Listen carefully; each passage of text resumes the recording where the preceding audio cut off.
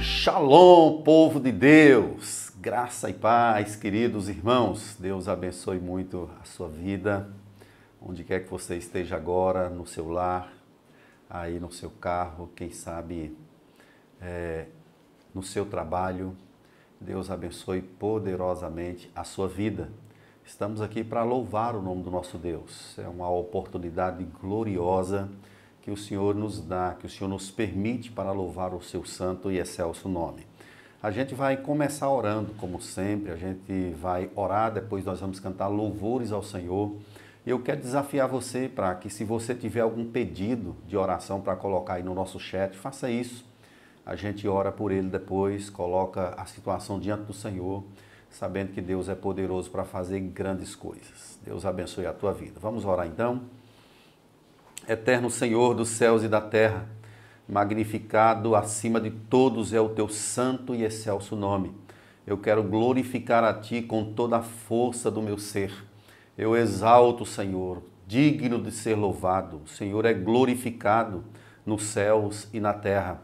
Peço a ti que abençoe, ó Deus, mais esse momento de pastoreio, que seja um momento de edificação, de glorificação, de louvores a ti. Clamamos pela tua intervenção, pela tua bênção, pela manifestação do Senhor aqui em nossas vidas, em nome de Jesus. Amém. Vamos então cantar louvores ao nosso Deus.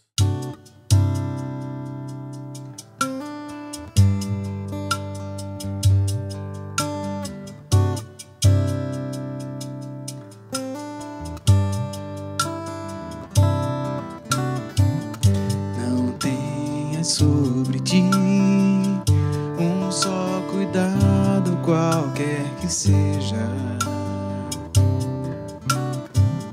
pois somente um seria muito para ti. É meu, somente meu, todo o trabalho, e o teu trabalho é descansar em mim. É meu, somente meu, todo o trabalho, e o teu trabalho é descansar em mim.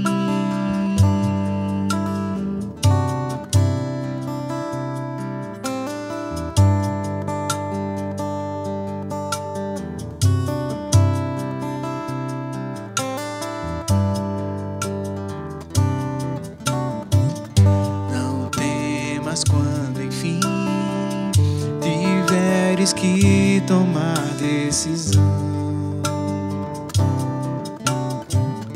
entrega tudo a mim, confia de todo o coração. É meu, somente meu, todo o trabalho, e o teu trabalho é descansar em mim. É meu, somente meu, todo o trabalho, e o teu trabalho é descansar em mim.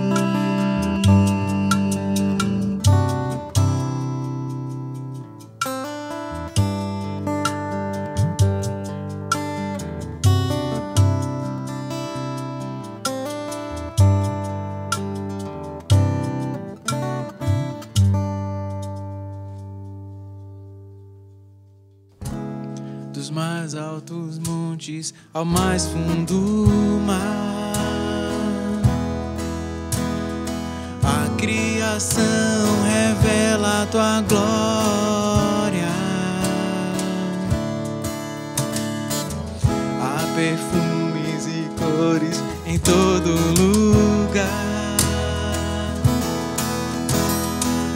cada ser entoando uma música, te adorando.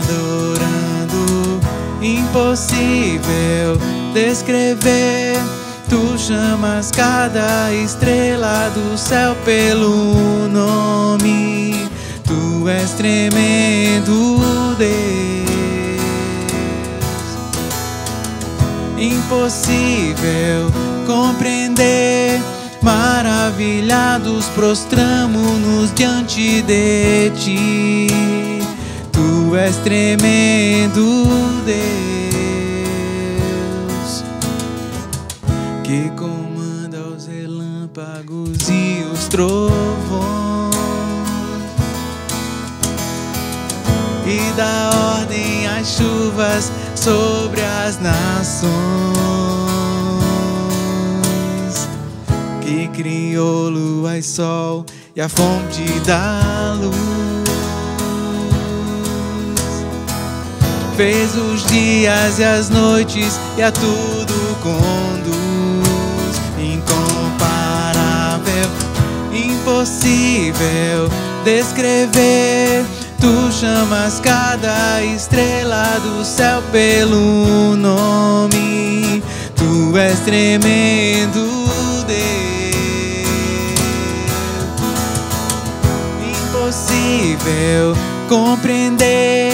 Maravilhados prostramo-nos diante de ti. Tu és tremendo Deus.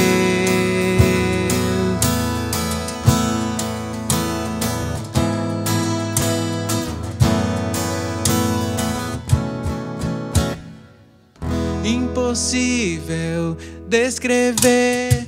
Tu chamas cada estrela do céu pelo nome.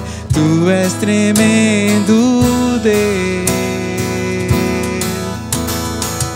impossível compreender. Maravilhados prostramo-nos diante de ti. Tu és tremendo Deus, tu és tremendo Deus. Tu és tremendo Deus,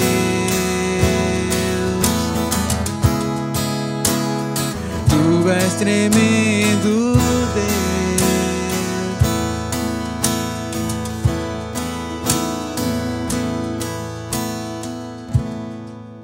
Ok, louvado seja Deus e agradecemos a Ele por cânticos tão abençoados que nos conduzem em adoração e louvor. Nós vamos agora para um momento de meditação da palavra do Senhor e eu quero pedir a sua atenção. Deus tem uma palavra especial para trazer para o seu coração. Deus falou ao meu coração e certamente vai falar ao seu coração. O texto de hoje é Deuteronômio capítulo 12.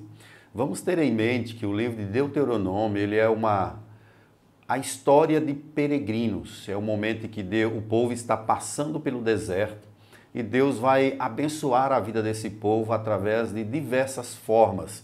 Mas também muitos ficarão prostrados no deserto, cairão e acabarão morrendo lá por causa de desobediência ao Senhor. Esse tempo de peregrinação do povo de Deus pelos desertos tem muito a nos ensinar. E Deuteronômio ele vai recontando essa história, ele vai mostrando a lei de Deus, ele repete a lei de Deus, como que chamando o povo do Senhor para obedecer aos parâmetros de Deus, para caminhar sempre na direção de Deus e não seguir os seus próprios caminhos. Por exemplo, nós temos a narrativa de que o povo prevaricou contra Deus, o povo murmurou contra Deus, o povo desobedeceu à lei de Deus e acabou perecendo duramente no deserto. Então vamos entender o que Deus está nos mostrando aqui, especialmente nesse capítulo. O assunto central desses versos aqui no capítulo 12 é sobre o culto verdadeiro. O que Deus quer que nós façamos para cultuar? Lembremos-nos que a ação de Deus primordial para tirar o povo do Egito foi para que esse povo fosse levado a um local para que, libertado de idolatrias e de si mesmo, adorasse ao Senhor livremente, num local onde Deus mesmo preparou para que o povo pudesse servi-lo, para que o povo pudesse adorá-lo. Então o texto começa dizendo, são esses os estatutos. Essa palavra estatuto é a palavra tarefa prescrita, ou seja, são estas as tarefas. E aí nós temos, e os juízos. os juízos é algo para o povo decidir, ou seja, é um ato de decisão a partir do povo. Então veja o que Deus está dizendo aqui. São estas as tarefas para vocês decidirem como vocês vão proceder em relação àquilo que eu estou dizendo a vocês. Vocês têm de cuidar para cumprir na terra que vos deu o Senhor, Deus de vossos pais, para possuir todos os dias que viverdes sobre a terra. Ou seja, são parâmetros. É a lei do Senhor que está sendo dada para o povo obedecer, para o povo seguir de acordo com ela e não de acordo com aquilo que eles imaginavam ser o caminho, imaginavam ser o certo. Então são esses os estatutos, é este o caminho, andai por ele. Isso serve muito para mim e para você, queridos. O que nós devemos fazer aqui na terra, como nós devemos viver, por onde devemos seguir, o que devemos fazer. É claro que o tempo todo somos chamados para confiar ao Senhor, para nos entregar a Ele, para vivermos para a glória de Deus. E aqui o texto vai nos ensinar algumas coisas. Primeiramente, que há um só Deus. Então essa tratativa aí vai estar bem clara nessas palavras iniciais. Há um só Deus. Veja o que Deus diz. Destruireis por completo todos os lugares onde as nações que ides desapossar servira.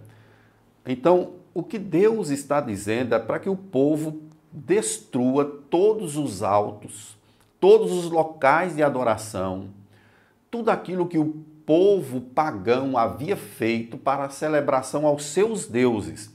O que o povo de Israel deveria fazer ao chegar nessa terra era destruir esses lugares. O poste ídolo, aquelas questões relacionadas à bruxaria, tudo isso deveria ser extirpado, deveria ser destruído. O povo não deveria se valer daquilo que as pessoas pagãs faziam para os seus deuses. Deus está mostrando uma mensagem aqui. Há um só Deus. Não pratiquem aquilo que os povos pagãos praticavam. Essa exclusividade a gente vê lá no livro de Êxodo, no capítulo 20, quando a Bíblia diz, não terás outros deuses diante de mim. O que Deus está mostrando aqui é que Ele quer exclusividade. E aí no verso 2, tem uma expressão que eu quero chamar a sua atenção, quando ele fala sobre as altas montanhas. Ou seja, o povo ia para os montes, para as altas montanhas, dentro de uma perspectiva pagã de que Deus estaria mais próximo ali. Ou seja, quanto mais eu subo numa montanha, Deus vai estar lá mais perto de mim. Ainda hoje, muitas pessoas praticam isso. Algumas pessoas vão orar no monte. Não tem problema orar no monte, é uma bênção. Se você puder ir, não tem nenhum problema em relação a isso. O que nós não podemos fazer é transformar a ida no monte em algo místico, como que disséssemos que Deus só está no monte. E não é uma verdade. Você pode orar no seu carro, na sua casa, no seu quarto. Orarás a teu Pai que está em secreto e Ele te recompensará. Então não vá ao monte achando que Deus está mais perto. Isso, na verdade, é uma prática dos povos pagãos. Eu vou subir ao monte, vou acender uma fogueira, vou me consagrar a Deus como que se Deus estivesse acessível à subida humana. Quanto mais a gente sobe o monte, mais Deus vai estar lá. Isso não é uma verdade, isso é uma realidade dos povos pagãos que buscavam a Deus em lugares altos e também onde existiam árvores frondosas. A perspectiva de Deus aqui, queridos, é que há um só Deus. Destruam esses lugares, acabem com esse paganismo. Olha o verso 3, deitareis abaixo os seus altares, despedaçareis as suas colunas, os seus postes ídolos queimareis, e despedaçareis as imagens esculpidas dos seus deuses, e apagareis o seu nome daquele lugar. Em outras palavras, não se misture. Não faça aquilo que os povos que não conhecem a Deus fizeram. Deus quer que aconteça tudo diferente. Ainda mais quando lembramos que nesses lugares havia aí a prática de orgias cultuais. Era um verdadeiro absurdo, e também o sacrifício de crianças. O que Deus está dizendo é para que o povo dele não faça esse tipo de prática. Deus é exclusivo. Deus, ele tem um foco na adoração que ele próprio estabeleceu.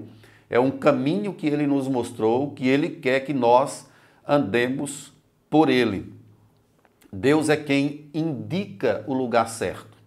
Deus é quem indica o lugar certo e a forma certa como ele deve ser adorado. Aí a partir do verso 5, mas buscareis o lugar que o Senhor, vosso Deus, escolher de todas as vossas tribos, para ali pôr o seu nome e sua habitação, e para lá ireis.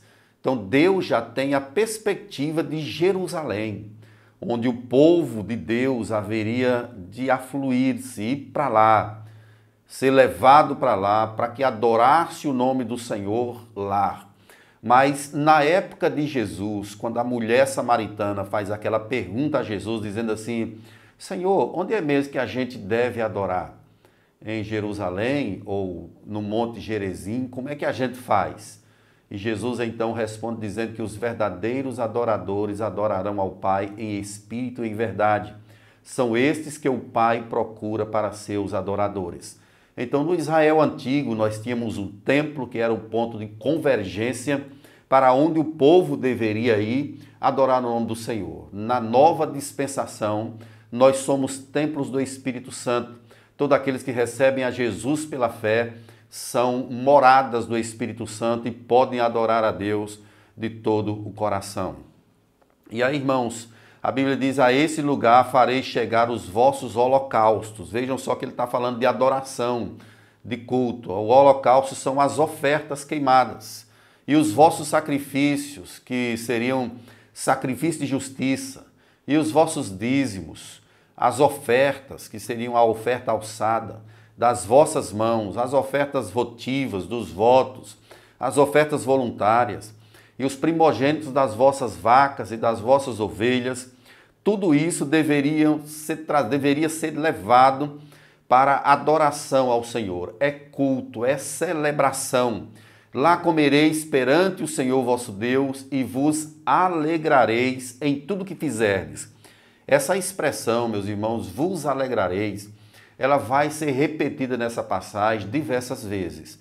A ideia é de um povo que se senta perante o Senhor para sacrificar a Ele no que diz respeito à adoração, para louvar o seu nome, e esse povo seria tomado por uma alegria gloriosa pelos grandes feitos de Deus operados. Então, queridos, não podereis em nada segundo estamos fazendo aqui, cada qual fazer aquilo que parece bem aos seus olhos. Não é algo que Deus quer da nossa vida. Ao contrário, tudo é determinado, tudo é conduzido pelo Senhor. Porque até agora não entrasse no descanso e na herança que vos dá o Senhor nosso Deus. Agora lembremos-nos de nós.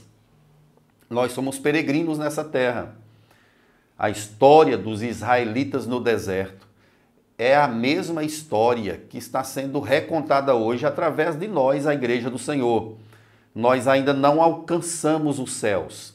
Paulo disse: quanto a mim, não julgo ainda haver alcançado, mas uma coisa faço, deixando as coisas que atrás de mim estão, prossigo para o alvo, para o prêmio da soberana vocação de Deus em Cristo Jesus. Então, vamos deixar aquilo que tenazmente nos assedia, ou que nos atrapalha, e vamos viver essa dimensão de Deus, para a glória dEle, para o louvor dEle. Vamos exaltá-lo com toda a força do nosso coração. Mas passareis o Jordão e habitareis na terra que vos fará herdar o Senhor vosso Deus, e vos dará descanso de todos os vossos inimigos em redor, e morareis seguros. Essa é a promessa de Deus para a minha vida e para a sua vida. O Jordão, ele aparece aqui como uma espécie de simbologia. Nós estamos numa travessia. Do outro lado existe o Porto da Graça, ou o lugar seguro, onde nós habitaremos para sempre com o Senhor. E aí veja o que diz o verso 11: então haverá um lugar que escolherá o Senhor, vosso Deus, para ali fazer habitar o seu nome. A esse lugar farei chegar tudo o que vos ordeno, os vossos holocaustos, sacrifícios, dízimos, ofertas, a escolha dos vossos votos feitos ao Senhor. Ou seja, a ideia é de um povo peregrino que aparece perante o Senhor, obedecendo a sua lei, entendendo que Deus é exclusivo quanto à adoração, não é de qualquer jeito, não é de qualquer forma, não é pelos caminhos que nós entendemos, é pela forma com que o próprio Deus nos orientou a fazer. Guarda-te, não ofereça os teus holocaustos em todo lugar que vires, mas no lugar que o Senhor escolher, numa das tuas tribos, ali oferecerás os teus holocaustos e ali farás tudo o que te ordeno. Ou seja, queridos, Deus separou a tribo de Judá, que seria a tribo de onde viriam os reis, a tribo de Judá, e Deus separa, então, a tribo de Levi, de onde viriam os sacerdotes e os levitas. E Deus separou Jerusalém como a cidade onde o rei habitaria e onde haveria o templo e a manifestação da glória de Deus. Então Deus ele aponta para um lugar. E esse lugar, ele toma o seu estado maior quando nós pensamos em Cristo Jesus. A adoração, ela só pode ser aceita ou só será aceita se ela for feita através do Senhor Jesus Cristo. Ele é o novo caminho. Ele é o caminho, a verdade e a vida. É por isso que o autor aos Hebreus, ele diz assim: vinde, entremos no Santo dos Santos, pelo novo e vivo caminho. Agora é através de Jesus Cristo, que é o mediador da nova aliança. Então, o ponto de convergência no tabernáculo, no templo, em Jerusalém, eram apenas símbolos que apontavam para uma pessoa. E essa pessoa é a pessoa do Senhor Jesus Cristo.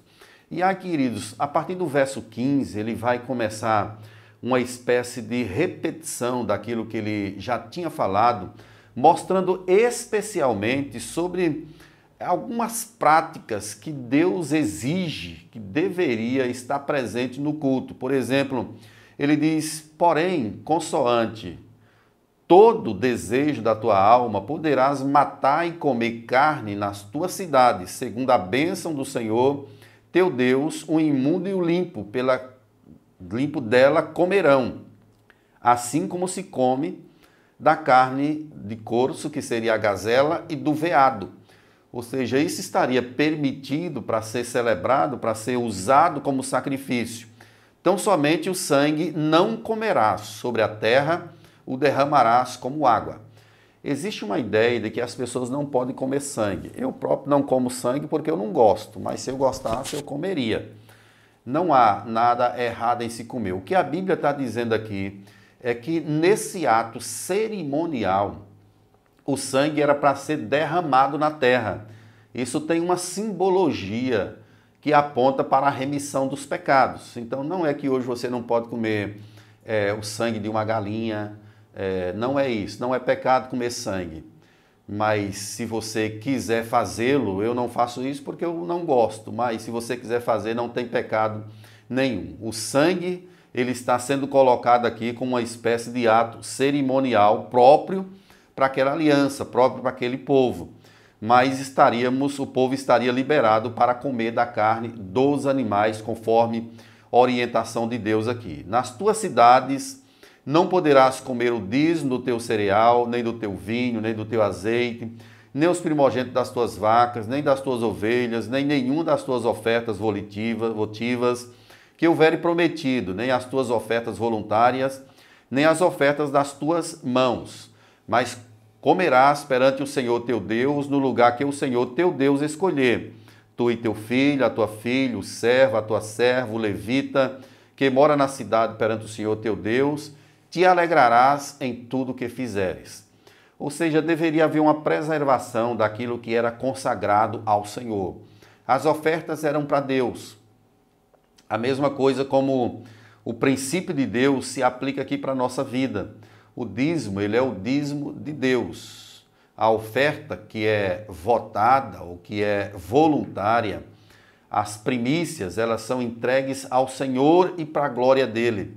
Essas coisas nós não devemos ter acesso, nós não devemos usar para o nosso bel prazer.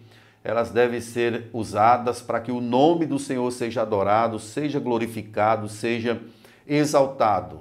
As ofertas e os dízimos fazem parte do culto, são partes do culto ao Senhor e por isso precisamos consagrar tudo a Deus e para a glória dele. Guarda-te, não desampares o levita todos os teus dias na tua terra. Então, queridos irmãos, é a forma como Deus está regulamentando aqui, mostrando o que nós deveríamos fazer em relação ao culto e aquilo que não deveríamos fazer. Poderíamos resumir aqui trazendo uma palavra. Verso 24, não comerás na terra e o derramarás como água. É a ideia da questão do sangue. Uma palavra que poderia resumir isso aqui tudo seria a obediência. Nós deveríamos pensar nesse texto observando algumas questões. A primeira delas é que Deus ele é exclusivo. Deus é único. Não há nada no céu, na terra, que nós podemos tomar para comparar Deus. Ele é totalmente separado da sua criação. Uma outra questão que temos aqui é que nós, povo de Deus, devemos correr para obedecer a palavra dele. Obedeça. Deus quer, Deus reclama, Deus nos chama para que nós entreguemos a nossa vida a ele e obedeçamos aos seus preceitos. Então, queridos, os mandamentos de Deus, eles podem ser desobedecidos, mas há implicações em tudo isso. É claro que Jesus cumpriu cabalmente a lei, Jesus levou sobre si a lei e os pecados de todos nós, mas nós somos chamados para seguir o caminho de Deus, que é o caminho perfeito, que é o caminho da justiça. Então esse texto nos ensina sobre a exclusividade de Deus, sobre a obediência e nos ensina também sobre santidade. O povo de Deus é chamado para viver de forma santa diante do Senhor. É claro que nenhum de nós consegue chegar a um patamar de santidade que nos coloque numa posição de aceitabilidade diante de Deus. Tudo isso Jesus Cristo já fez na cruz do Calvário, mas é como se a Bíblia nos chamasse o tempo todo para nos aproximar de Deus, para vivermos uma vida mais justa, piedosa, que glorifica, que adora ao Senhor. Sede santos, porque eu sou santo. E sem santificação ninguém verá o Senhor. É claro que eu não quero trazer aqui peso, culpa, e apontar para um ponto que ninguém consegue, homem nenhum na terra consegue chegar. Mas é que nós devemos nos aproximar de Deus, nos afastar das coisas más, das coisas que desonram ao Senhor, das coisas que não o glorificam e vivemos uma vida completamente entregue para o louvor e glória dele. Verso 30, guarda-te, não te enlaces com imitá-las, após terem sido destruídas diante de ti, e que não indagues acerca dos seus deuses, dizendo, assim como serviram essas nações aos seus deuses, do mesmo modo também farei. Então, queridos, Deus é único, nós devemos obedecer a Ele, devemos viver uma vida de santidade e, por fim, nós não devemos imitar aquilo que os pagãos fazem. Nós somos o povo da aliança, somos o povo de Deus, o povo que ama a Deus, o povo que entende a Escritura. O nosso prazer está na lei do Senhor, como diz o Salmo 1, e na sua lei medita de dia e de noite. É por isso que a Bíblia nos chama de bem-aventurados, porque nós temos um novo direcionamento agora focado no Senhor. Não pratique aquilo que os povos pagãos praticam, aquilo que as pessoas que não amam a Deus praticam. Não faça isso. Honre sempre ao Senhor, fazendo as coisas do jeito de Deus, da forma de Deus, como Ele nos orientou em sua palavra. Verso 31, finalmente, não farás assim ao Senhor teu Deus, porque tudo que é abominável ao Senhor, e que ele odeia fizeram eles, a seus deuses, pois até seus filhos e suas filhas queimaram aos seus deuses. Tudo o que eu te ordeno observarás, nada lhe acrescentarás, nem diminuirás. Queridos, eu quero finalizar essa meditação chamando a sua atenção para o que Cristo fez. Nenhum de nós tinha condição de fazer isso. Ainda bem que veio Jesus e fez tudo em nosso lugar. Nós somos insuficientes e Deus veio com a sua suficiência e completou e interagiu em nosso coração e nos tornou aceitáveis em sua presença. Não façam como eles. Não façamos aquilo que os ímpios fazem. Se eles apoiam as coisas horrendas aqui da terra, não apoiemos. Não nos tornemos cúmplices das obras infrutíferas das trevas. Aquilo que Deus diz que é pecado, é pecado. Não fiquemos inventando subterfúgios. Não fiquemos inventando coisas para dar nomes mais bonitos. O que é pecado é pecado. O que nós devemos fazer é seguir sempre na direção do nosso Deus, glorificando a Ele, exaltando o Senhor com toda a força do nosso coração. Então, só para a gente memorizar, primeiramente, Deus é único, só há um Deus. Segundo, nós devemos obedecê-lo. E terceiro, nós devemos viver uma vida santa perante Ele. E finalmente, nós somos distintos. Não vamos andar no caminho que andaram os pagãos e que andam os ímpios. E que a graça de Deus esteja sobre a minha vida, sobre a sua vida, todos os dias, em nome de Jesus. Amém e amém. Queridos, agora a gente vai ter um momento de oração e eu quero orar pela sua vida, pela sua casa, orar por essa causa que você tem. Se você se sentir à vontade, quiser compartilhar o seu pedido de oração aí conosco, faça isso. Vamos clamar ao Senhor, vamos orar juntos. Ele é fiel e sempre nos responde. Vamos orar então? Senhor Deus dos céus e da terra, nós exaltamos o Teu nome, ó Deus, glorificamos a Ti por esse momento de bênção. É o momento que o Senhor nos permite, ó Deus, adorar a Ti, celebrando as Tuas grandezas. É o momento que o Senhor nos permite abrir a Tua palavra e ver nelas, ó Deus, nela tantas bênçãos gloriosas. A forma como o Senhor nos chama, como o Senhor nos conduz, como o Senhor trata conosco. Eu quero pedir ao Senhor, ó Deus, que abençoe a minha vida, tenha misericórdia de mim e que cada vez mais eu siga glorificando, exaltando o Senhor. Abençoe a vida de Jonatas também, que está aqui, dá graça a ele. Abençoe o teu filho, abençoe o teu servo dia após dia. Abençoe também, ó Deus, as pessoas que nos escutam. Ser com cada uma delas, ó Deus, essas pessoas que nos veem pela internet nesse momento de pastoreio. Certamente são muitas causas. Pessoas que estão enfermas, Deus, manifesta o teu braço que cura, que sara.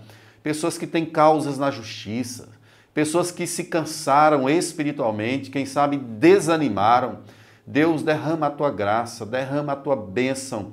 Enche esse povo, ó Deus, com o óleo do teu Espírito. Abençoa aqueles lares que passam por problemas. Abençoe os casamentos, abençoe os filhos, os nossos relacionamentos. Deus, que nós vivamos para a Tua glória, que nós celebremos ao Senhor dia após dia e que o Teu nome continue sendo glorificado em nossa vida. Eu te peço, ó Deus, por aquelas pessoas que estão passando por uma opressão demoníaca, uma pessoa que de repente está passando por tempos tempestuosos, agitados em sua vida. Derrama a graça, ó Deus, em nome de Jesus Cristo. Nos dê a bênção de perceber o Senhor como peregrinos, como andarilhos, ó Deus, nesse deserto, nesse mundo em que estamos, que nós percebamos sempre a Tua graça, a Tua bênção, o Teu poder, que nós sejamos guiados por fé. Muito obrigado, Deus, pela provisão de Jesus Cristo, autor e consumador da nossa fé. Te peço que continue abençoando as nossas vidas, as nossas casas, a nossa igreja. Aviva a Tua obra, desperta o Teu povo. É o que eu te peço, meu Deus, em nome de Jesus Cristo, nosso Senhor. Amém e amém. Queridos, a gente vai cantar mais um louvor ao nosso Deus. Vamos cantar de todo o nosso coração, vamos celebrar o nosso Deus.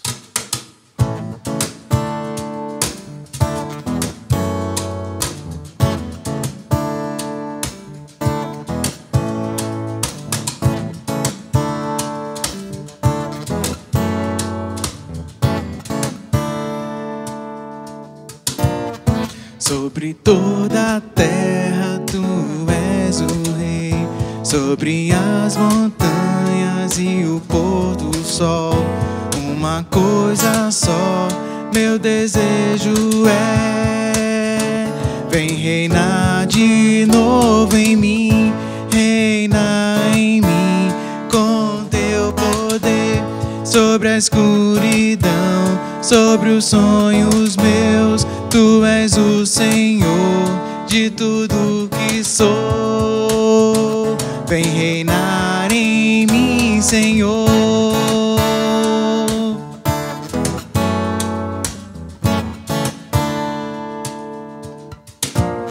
Sobre o meu pensar, tudo que eu falar, faz-me refletir a beleza que há em ti. Tu és para mim mais que tudo aqui. Vem reinar de novo em mim, reina em mim com teu poder. Sobre a escuridão, sobre os sonhos meus, tu és o Senhor de tudo que sou. Vem reinar em mim, Senhor, reina em mim com teu poder. Sobre a escuridão, sobre os sonhos meus, tu és o Senhor de tudo que sou. Vem reinar em mim, Senhor. Vem reinar em mim, Senhor. Vem reinar em mim, Senhor. Que bênção, irmãos. Mais um momento de louvor, de adoração, mais um momento de pastoreio. Louvado e exaltado seja o nosso Deus sempre. Ele é o único que é digno de toda adoração e de todo louvor. Se você tem a Jesus Cristo, celebre-o. Glorifique a Ele com toda a força do teu coração. Ele tem nos abençoado com toda sorte de bênçãos nas regiões celestiais. Jubilemos diante do Senhor. Há uma pátria nos esperando. Deus nos aguarda na eternidade, onde nós, de fato, seremos consolados das lutas, das canseiras aqui da terra. Não temas, Deus é contigo. Um abraço.